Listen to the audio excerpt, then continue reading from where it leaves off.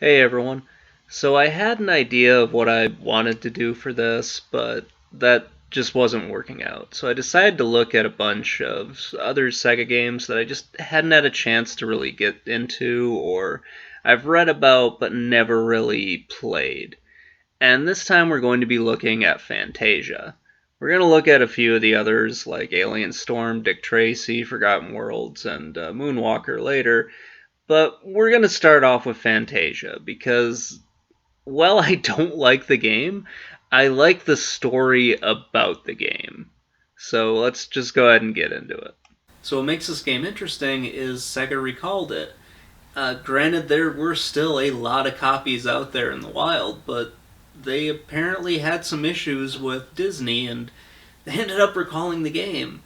Not because of the quality, but because apparently Disney, from what I've read, wasn't supposed to license Fantasia for through some like internal agreement they had where they weren't going to try to they weren't going to try to like milk Fantasia for all that they could get like they did with some of their other properties. So the issue was that apparently there wasn't supposed to be an external use of Fantasia.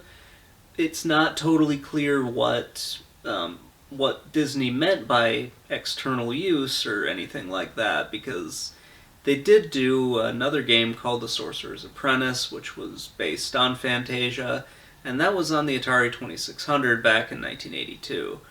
So, not really sure what the problem was exactly. It could have been that Disney saw the game and was like, we can't have this. I mean, at least like they played the game and they were like, no, this isn't up to par. Because just from looking at the game, it looks really good. So I just want to get a few things out of the way for this. I don't like this game, but it looks really good. The graphics are really great, the music is great. Everything in this looks like it should be good just from staring at it. But then you have to pick up the controller and you have to start playing it. And it has a lot of issues. This was one of the games that Sega of America took hold of, and they kind of farmed it out to another company called Infogames. And, they did their best, but they got rushed to finish the game, and that kind of shows how the product is. You have a limited number of attacks, which really sucks with the number of enemies on the screen. It's one of those games where you have to do your best to try to avoid the enemies. And yeah, it's really hard because you have just this annoying hitbox that just, for whatever reason, cannot get away from anything. It's almost like there's a magnet attached to Mickey and the enemies will just run right into him before you can do anything. This just kind of stands out because the controls are just not very good and Mickey's hitbox is just so odd. And it really makes me feel like I was playing one of the better games that was made for Disney. While I was playing Fantasia, I just kept on thinking of all the really good games that were made using Disney properties. And even some of the average games that were made using the Disney property. Capcom and Virgin Interactive made a lot of very good games, some of them not so great, but for the most part they did at least do the source material justice. Fantasia, being rushed in the way that it was, just didn't really do that. It was one of those games where my friend would rent it and we'd play it for a little bit and then look at each other and go, yeah, it's probably time to go outside or put on Toe Jam and Earl. In his book, Playing at the Next Level, Ken Horowitz kind of speculates a little bit on why Fantasia got recalled. And he says, like the person who issued the recall or wanted it recalled, he passed away in 2013, so Ken kind of thinks, the reasons why are probably just lost to time, which is sort of unfortunate. I honestly would say it was probably recalled because Disney saw it and was like, no, this this isn't as good as a lot of the other Disney games that were released.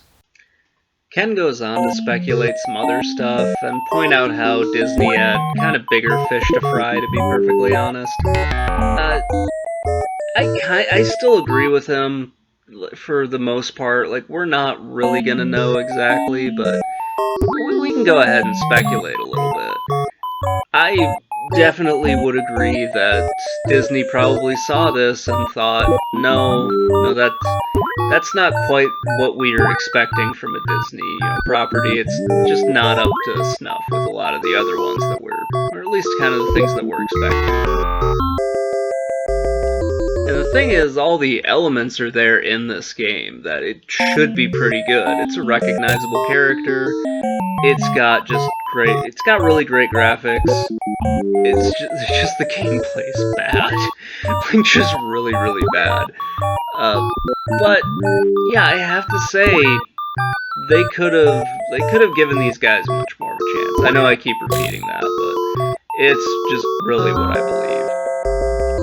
So the way this went down was a little, kind of weird. Tom Kalinske met with some guys from Disney. They said, look, we made a mistake. We weren't supposed to license this property. We need you to kind of make this thing go away. Unfortunately, they didn't make it go away super, just didn't make it go away as well as they probably could have, because, hey, here I am playing it. But they did actually, they did recall it, and that's kind of the end of the story. So that's the story of Fantasia. It's one of the Disney games that's just not really that great, which is kind of a shame because when you look at a lot of the other Disney titles, they're all very well done. This one just it wasn't there. Whether it was an issue with the quality or an issue with just the license not supposed to be made into a video game at that point, we're not gonna know. We just have to kind of guess. So anyway, guys, that's gonna wrap it up. Please let me know what you think in the comments below, and have a great day, everybody.